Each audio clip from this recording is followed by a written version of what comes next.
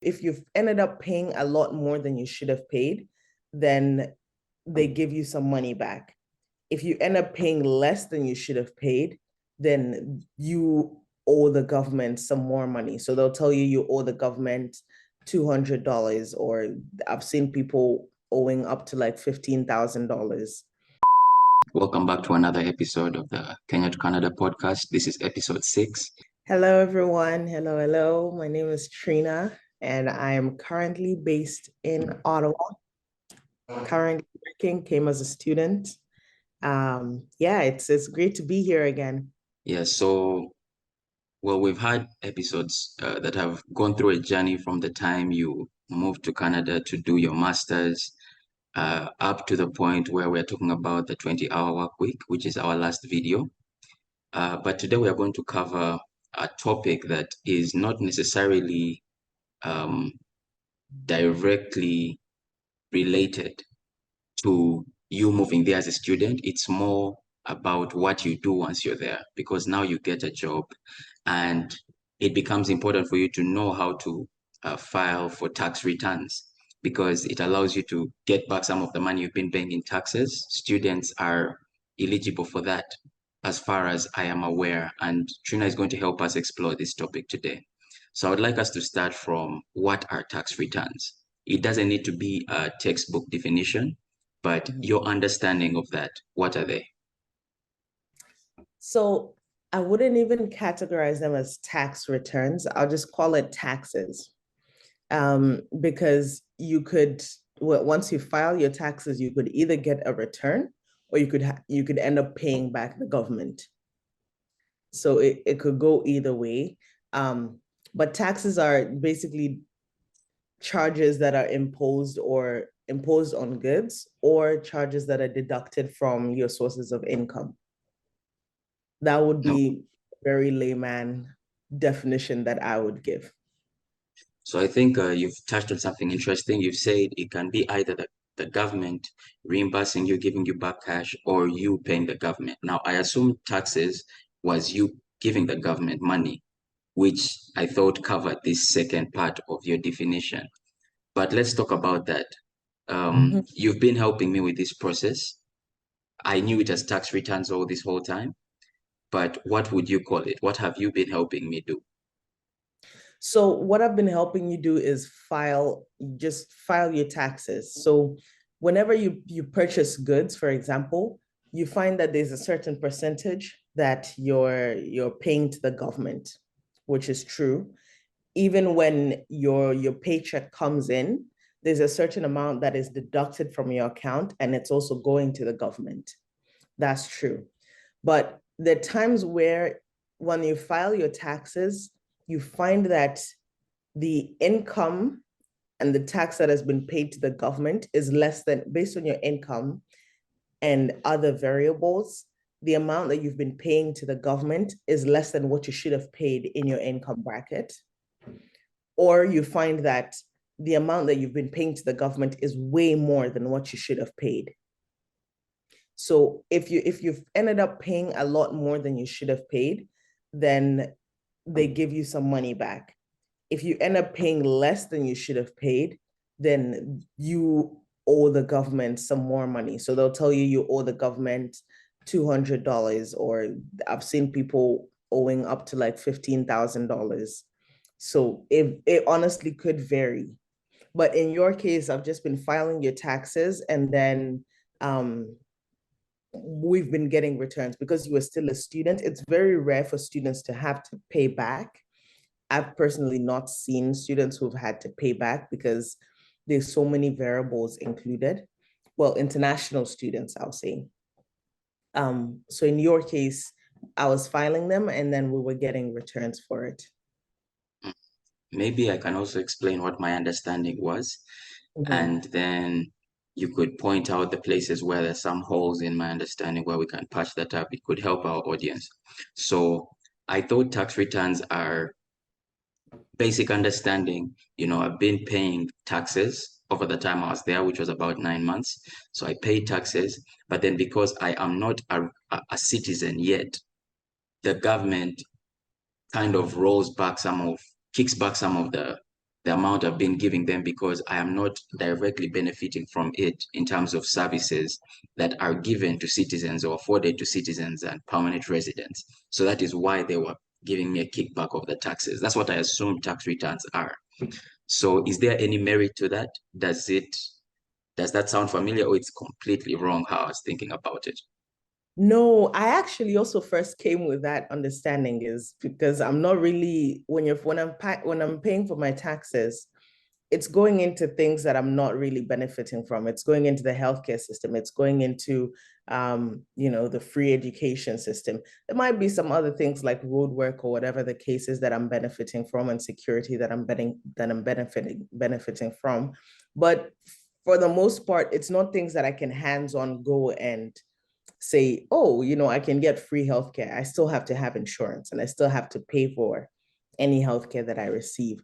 But no, anyone in Canada, regardless of whether you're a citizen, permanent resident, or temporary resident, you have to file your taxes.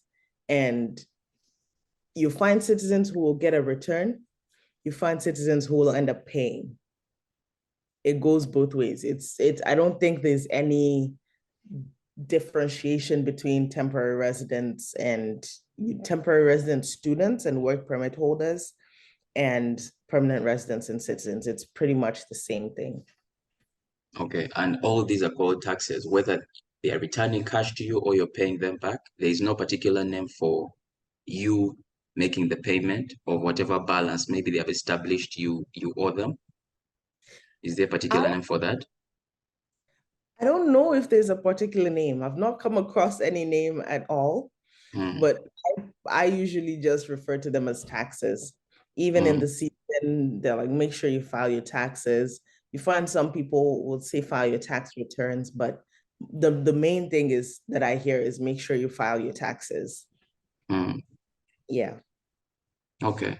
Now, say I'm an international student. I want us to set a scenario. I'm an international student. I'm in Canada now. How would I go about setting up systems that allow this process to be automatic? Can it, first of all, be automated? What do you mean? Can you get the refunds automatically? Yeah, you know how you've helped me with the process. Is there Mhm. a way where I can set up an account, maybe with Scotiabank or whatever bank I'm using, to make this process seamless and not require manual input from myself or the other individual who's watching this? There's a little work that you'd have to do. So some people file that in order to start getting the refunds or to start paying back the government, you have to first file your taxes. So that's basically you going and declaring your income, declaring your income could be your employment income, your investment income, declaring any like charitable gifts and donations that you've made. Those ones you don't yeah, declaring charitable gifts and donations that you've made. It could be everything, anything money related, declare it. Your rent, for example, you'll get like a 1 year receipt from your whoever you've been leasing from. Go and declare it and include it. Your tuition as an international student, your tuition might be able to work in your favor down the line. So you'd there's something called a T4 slip that the university will give you. So you'd usually take that as well. You'd need to have that as well. Um, Now, once you have all the necessary documents, some people um, will try to do the taxes themselves. By the way, disclaimer, I'm not a tax expert. I'm just giving this based on my own experience and my own knowledge. If you want some further details and information on taxes in Canada, I'll definitely suggest watching this video, but also seeking guidance from an expert before you proceed. So, as I was saying, some people would either file their taxes on their own, which is going through the system and inputting the numbers. But I find that I'm usually a bit hesitant to do that because I'm still wrapping my head around the whole system. So what I do is I just go to a tax company here, a pretty well-known tax company here, um, and give them the paperwork. And then they do the filing. You pay a little fee, but that fee is better than making errors and then those errors costing you. So I Okay. just go to the company and hand in my documents and then they do the filing for me. And that's what I did for you as well. I just took your documents to a specific company and then they were able to do the filing for you. Mm. Okay. Yeah. This is news to me. I didn't know that. So it's a it's a surprise. First of all, you could let us know how much this company charged you so that people can get an idea. Yeah, so it varied because the first year I was here, I filed my taxes with a company in Toronto. They charged me about like 70, $80. But that company it is only in Toronto. I haven't seen it here in Ottawa. So here I found a company and I paid about 60, $70 as well, around the same price. It's usually between 60 to $80, mainly because back then I didn't have much. I wasn't really like declaring thousands of dollars of income and all this different paperwork. There wasn't much that they had to do in Mm, comparison, for example, citizens who have investments and, you know, employment income, but also housing income or something like that. They have a lot more documents. okay. So what I'm taking from what you're saying is there's like a tier system to it. If you're declaring a certain amount, you fit in a certain tier, and the higher the amount you're declaring, the more you're going to be charged, basically. Not even like the higher the amount you're declaring, you could be declaring loads of money, Mm, but if it's just from your employment, there's not going to be much documentation. You'll just simply get your T4 slips and then you're good to go. But if you're mm, declaring, for example, from employment, then you add charity in there, then you add investments in there as well. There's going to be a lot more documents for the person you're getting to file your taxes to work through. So okay. the price increases. So the $60 was just a base fee. And Mm, then I guess the more documents you have, the higher, and the more work that they have to do, the higher the price. okay. Okay, that's interesting. So, uh, the question that has come to mind is, you are helping me file my taxes. I am not in the country anymore. I moved. So what I would like to know is there a difference in the process when you're filing for yourself, when you go to this company and you're like, oh, this is for me? And then when you go for maybe a third party, when you're standing in for me, is there a difference in the procedure? No, at the time the company was very okay. They just as long as I had your documents, Mm, that's all I needed. It was as long as because at the end of the day, the benefits are not going to come into mine in my name. mm, It'll be hard, at least for me to my understanding, it will be really hard for me to take anything that you get from the government back, any money that you get back from the government.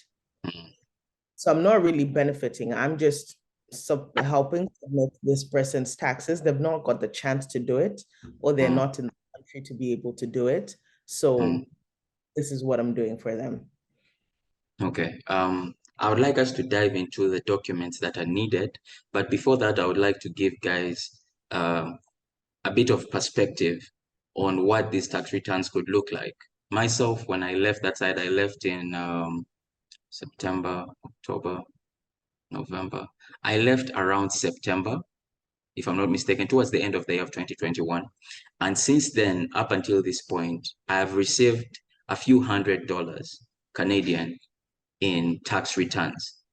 And if I was to maybe calculate how much I had made as an employee that side, it was probably over the period of maybe 7, 8 months. I would say it could come to just over or around 9,000 Canadian dollars in total, my tenure being there. Maybe it could touch 10, but that's just the ballpark number. And we are talking refunds of, I'm gonna call them refunds for lack of a better term. That may not be the technical term. Don't shoot me in the comment section. But it earned me a few $100. I would estimate maybe close to 400, $300, $400. So this should give you perspective in what you might be able to recoup in taxes if you go ahead and do this process. Another thing is, this is something you are obliged to do. So it's not like you really have a choice. So we're not saying, oh, you can choose to file or not. This is something you definitely need to do. What I'm trying to do is give you incentive. You might earn something that you didn't expect from going through this process. Now, maybe you could share your experience. Have you had taxes returned to you since you've now moved from being a student, now you're working there? What has been your experience with these taxes or tax returns? Yeah. I've I've had taxes returned to me and I've had to pay back the government. For real? So yeah, That's crazy. I've been in both situations. So initially when I was still a student, Mm, I you what they do is they'll give you like tax returns in bulk. So they'll say, okay, you made X amount of money in the year. You'll get 500. We owe you $300. Let's say we owe mm, you $300, and then that's from the federal level. Then you'll find from the provincial level, you're still getting some money back as mm, well. So you'll over the course of the tax year, so from July till around June the next year. They start giving refunds in from July to around June the following year. So you'll find you'll be getting, for example, in Ontario specifically, there's something called the Ontario Trillium benefit. Then you'll get, which will give you some money back. Then there's the environmentally safe incentive refund where you'll get some money back. There's taxes from there's some money you'll get back from GST, which is the goods tax. So when you mm, overpay, for example, they'll give you some money back from that. So you'll find you have different amounts of money coming in from different areas or tax categories. Um, there was one I think where it was we had a grocery rebate as well, where the government just decided to pay out everyone a cup, depending on your family composition, paid out mm, everyone $100, $200 for for the increase to cater for the increase in grocery prices. mm. So it comes in at different rates.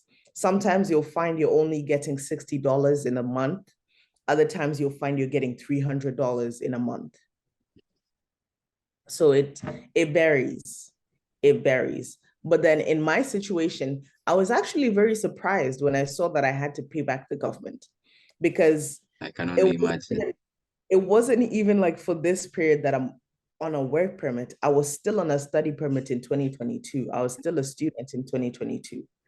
So the taxes I filed for this year were my student taxes when I was a student. But initially, they gave me the refund around April when I filed my taxes. They gave me the refund, and then around June or July, I get a reassessment, a tax reassessment. And then they suddenly changed and they were like, oh, you have to pay up back the government 200 and something dollars. And it rocked my boat a little bit because I'm like, my income was not so high as a I can student. imagine. I can I wasn't imagine. making that much. Probably I made in the year, I probably made like 11, 12,000. Mm, Not really that much in comparison. So I can only imagine now that I'm actually working full time, what my taxes are going to look like next year. It's a little bit concerning. okay. Um, that's interesting with the taxes. I didn't know that it could go that high, number one, for you to pay back $200. So that's pretty new to me. And then now I would like to talk about the process. Like what kind of documents go into this when you're setting it up? What documents are you sending into this company? Yeah, so you'll when the tax season comes around, you'll definitely notice it. Because if you're giving to charities, if you're giving to any donations, they'll begin sending you emails with your tax receipts. So they'll tell you you can use this receipt for tax returns, or you can do this for tax. So here's your summary for the year that you Mm. can use for the taxes. Okay, That will be sorry not to cut you short. Uh, you mentioned the time period, and the reason I'm cutting you like this is because I want to know, is there a particular time period when you're expected to file returns before we go yes. back into what you were saying? Uh-huh. Usually opens in around February, like probably mid-Feb, and Mm. then closes at the end of April. Okay. At least for the 2 years that I've been here, that's the only period that we've had to file our taxes. Mm. Yeah, so mid-Feb to end of April is when they give you to file your taxes. Mm. And then are there penalties for not filing? I believe so. Yes. I But believe if you uh-huh. for not filing, I don't know. I've never not filed because I don't want to find out. You're not willing to find out. That's what I I'm was not going to willing say. to find out. Uh, I'm not willing to find out. Whatever it is, this is the government you're dealing with. I don't know what measures they could take, but it could be extreme. My yeah. imagination is that it could be extreme. So Mm. I don't really want to find out. And for the audience, you don't want to find out either. This is foreign territory. You don't know Yeah. what exactly they'll do. Some of us are not really used to filing taxes this way back home. Mm-hmm. So you don't know what the government will do, and you don't want to find out either. Yeah. True. Yeah. But so around the February to April period, you'll notice, even January, you'll notice emails starting to come through.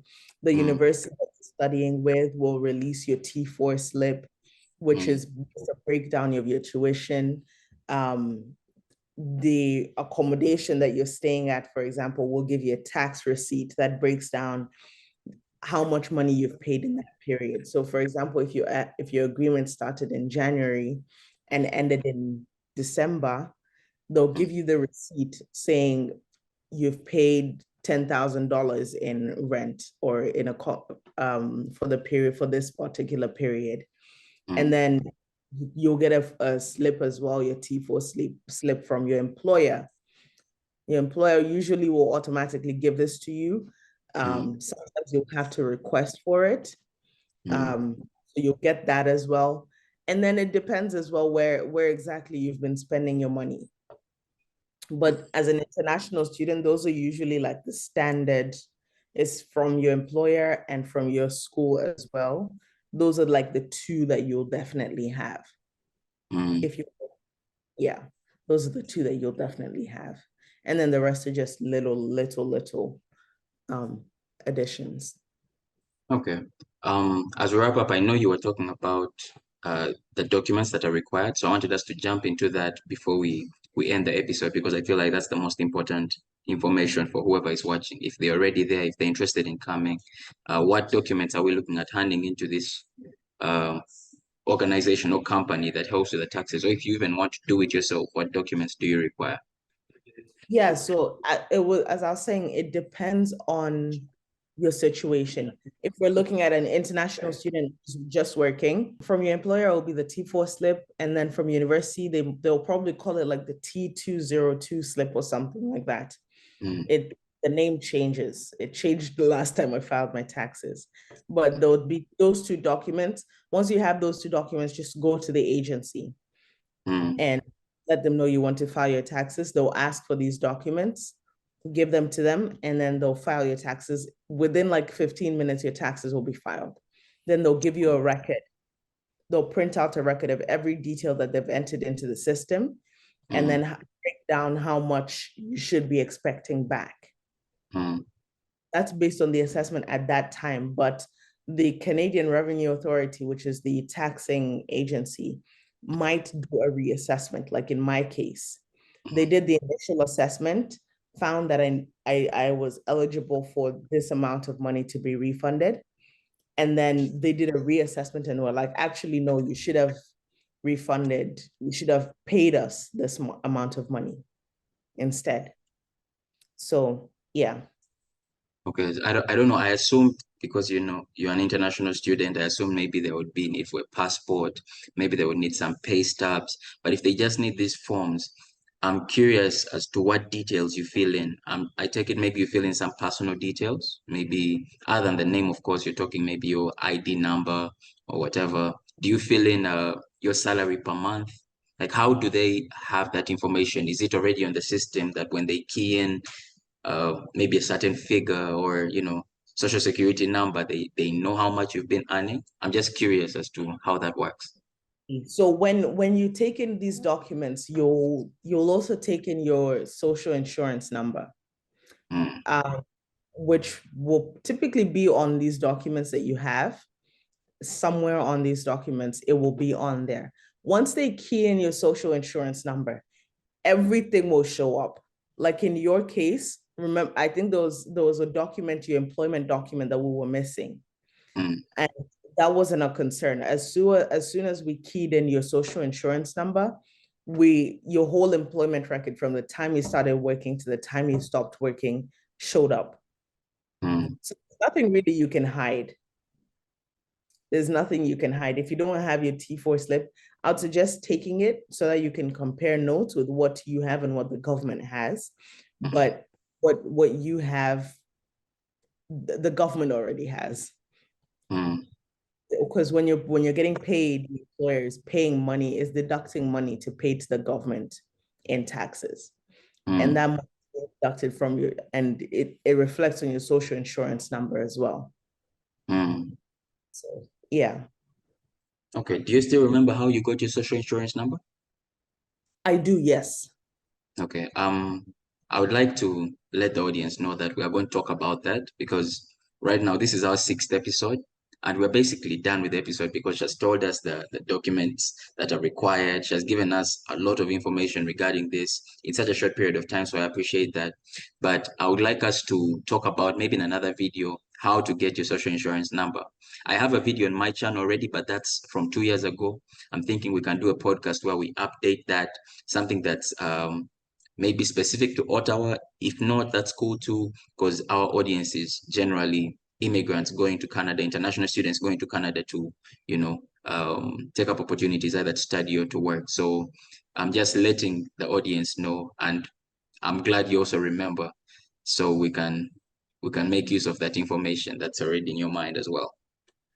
For sure, for sure. I'll be open to do that. Yeah. Other than that, do you have anything else to tell whoever is watching? Don't get stressed about tax returns. It's not that deep. Just do your thing, go file your taxes, and then everything from there will be smooth sailing. So it's a lot. It seems overwhelming to wrap your head around, but just take it one step at a time and make sure you do it within the deadline. And then once you file them, it's like you forget about them for the next year. Hmm. It's a Okay. pretty Uh-huh. it's I was saying it's a pretty smooth process. Hmm. Yeah. Okay. Then I think that's it for now. Thanks guys for tuning in. Watch out for the next episode. In the next one, we are going to be talking to someone who has been in Canada, moved from Kenya to Canada in 2000, has been there for over 20 years. He has a family and all that. So look out for that episode.